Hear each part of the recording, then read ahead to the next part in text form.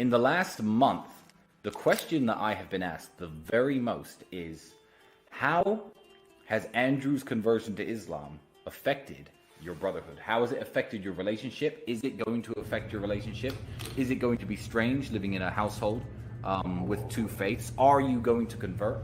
These are a bunch of questions that have obviously come through, and I'm going to try to answer all of them within the next few minutes. So, Andrew's initial point about Islam he was making many months ago, before he officially went loud with his conversion. I knew about his thoughts and the way his heart was leaning for a very long time. And Andrew made a very good point, a very strong point. And his point about Islam was this. He said, if you walk around a Catholic country, a country like Italy, and you insult Jesus Christ, or if you walk around England and you insult Jesus Christ, you could say offensive things about him. You could tell an English person or an Italian, here you go, say something bad about Jesus Christ or your God. Here's some money. Will you do that? And people would do that largely as a whole. And also saying bad things about, Jesus Christ and their God. Nobody would face any repercussions. You could walk around the street freely saying these slanderous things, which is very rude and very impolite, and nobody would do anything about it. However, in the Muslim world, you see where I'm going here, such example is simply unthinkable. A Muslim would never insult his own prophet.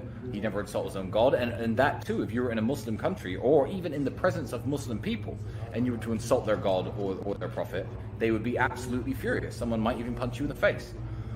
And that's very fair enough.